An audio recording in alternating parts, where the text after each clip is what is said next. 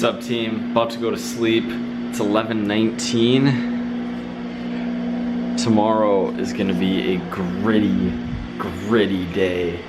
I was gonna get up at 6, and then I was like, I should get up at 5:30, and then I was like, I should get up at 5 because I want to win the morning. I want to crush the day. I think I'm gonna get up at just a stupid time.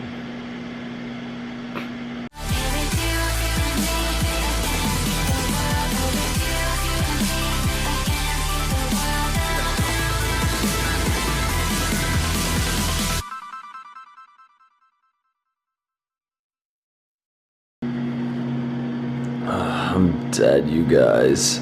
I'm dead. What's up? Checking in at the apartment. In this transition with Gary, I'm doing a little tiny bit of in-person training. So I was out doing a session just now, keeping sharp, keeping on point. And now I have 2 podcasts this afternoon, a workout. Literally this morning was just 5 hours of a lot of email, a lot of like back-end stuff on my website, not like coding and dev stuff, but editing pages, making sure I like the layout of pages. I think format's underrated on a site, meaning you can have the best content ever, but the size of headers, the like even weird stuff that I don't actually know why. I think like I don't like to start 2 paragraphs with the same letter, especially if they're short and I write very choppy. So I don't like starting a like say I just have one sentence then another sentence. I don't like starting those with the same letter, so I'll like change things around. I'm a weird dude. Podcasts, lift, more work. I'll set this up for this podcast and see if we get anything good. Bang. There we go. This should pick up plenty. How long have you lived in New York? I moved out here to intern for John Romanello. Yeah, how did you meet John? Like, what was your... I'm sure we should wait and record. Yeah, we can do it. Yeah, we'll ask those questions too. Cool. Yeah. Yeah, I gotta get in here too. Alright, live from New York City, our special guest. Mike, just set the scene for the people, because obviously we've got a lot of Aussies back home. I'm sure a lot of the Americans already know you. But for the Aussies back home, just set the scene, a little bit of background, man. Yeah, for sure. So I'm a strength coach. I grew up in Minnesota, went to school, like tried to do the right thing, got into business school, and accounting was like the safe route where you could make enough money and like be secure and live a good life. So that's the major I picked. Worked an accounting job for 2 years out of college, and I just hated like literally every second of it. And I quit without any real plan. Like fitness had always been my thing since high school hockey, lifting, and like got very into nutrition in college. So after I quit that job, I knew I kind of wanted to do something fitness related, but I wasn't sure what. Shortly thereafter, John Romanello posted for an internship opportunity. He's like, you need to be this age approximately, like must love dogs. You have to be local in New York City. You have to work for free. There were like all these stipulations. And, you know, I mashed the like button and left a comment and hit him on the contact form and like figured out his assistant's email and emailed her, and nothing happened. And like 2 or 3 days later, I got an email from his assistant saying, all right, you have an interview tomorrow at 8 a.m. on it's like some neighborhood in New York. I think it was Soho, but I had no idea what it was at the time. And this is like 2 o'clock on a Tuesday afternoon. And were you still at Minnesota? I was in Chicago at the time. I was living in like my buddy's closet, paying super cheap rent. My blog was like 1 month old. Flew out here that day. A friend living in Harlem, interviewed, got it, long story short, and worked for him for free, and he liked the work I did. It was grunt work. It was for a book launch. He had Engineering the Alpha. He had literally thousands of international orders that needed to be shipped by hand.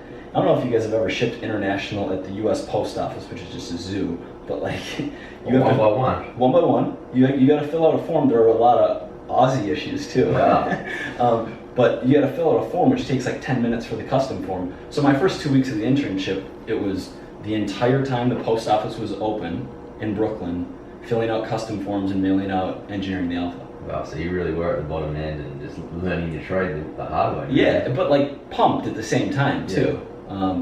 So did the application when Romanello was looking for an intern, did it say anything about fitness? Did it have any fitness related things calling in it? I don't remember exactly, but yes, it was like that was the clear upside, was you get my fitness knowledge. Like, you're going to kind of be in my circle. You have an opportunity to learn from me and see how I run my business, and potentially work your way into a full-time position with me.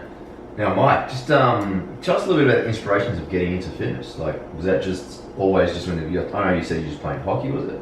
Playing hockey was my introduction to, hey, you're 14 years old, it's the off season, you have to lift. Ninth grade, you got to go in this hot, sticky gym, and like, I hated it. I was bad at it. It was uncomfortable. It hurt. Like, I remember squatting in the bar for the first time, being just like a tiny, skinny, fat kid, being like, this is brutal.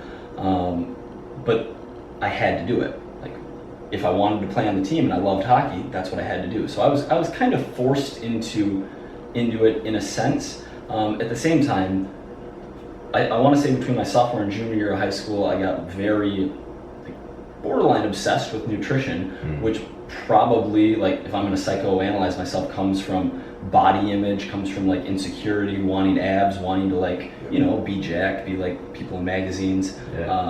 So that was like, that combined with being bad at hockey but wanting to make the team, and knowing like, if I can put in the work off the ice, I can at least be good enough to not get cut. That's what pushed me to it. Podcast is really fun. Actually, a lot of fun talking with those guys. I have a 2-hour window before another podcast, and I have to lift, and I'm just tired. But I'm gonna go lift, but I'm tired. So, it's 6 o'clock. I'm really tired. This is kind of weird and meta, but that's the scene you were literally just watching. I have the vlog edited up till right now. Vlogging for my life, when I just grit on the computer for like 6 hours at a time, isn't sexy and isn't like good content. I'm glad I'm taking this in the direction of like, educate, but keep it fast paced, keep it upbeat, keep it like I do. I'm really happy with the videos I've put out in the last like 7 to 10 days, at least 70 or 80% of them. But anyway, this was a vlog, kind of a bullshit video, to be perfectly honest. I wouldn't, if you haven't hit the like button yet, don't hit it. But yeah, this was my day. I'm about to get this up by 7, I hope, and then I'm gonna go to sleep. And I'm gonna sleep 10 or 11 hours until 5 or 6, because I only slept 3.5 hours last night, which is stupid. And like my training session, I got it in, but it didn't go that well. Like, I need more sleep. I need more mental recovery, more like time not working, like de-stress. I'm about to sleep 10 hours. I thought I had something else to say, but I don't. I'll see you tomorrow.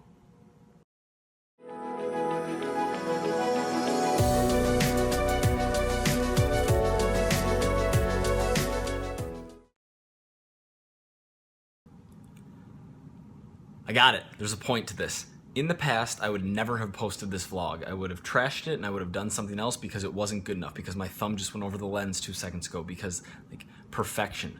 When in reality, I'm sure a few of you guys haven't heard the story about me moving to New York and like thought that was interesting or thought that was valuable. Maybe someone, like one of you guys, recognized the working for free concept and how that can pay dividends even though you don't see the immediate ROI, and that like you're applying that to something mentally in your life and something you can do. Like the overarching lesson, keep doing it.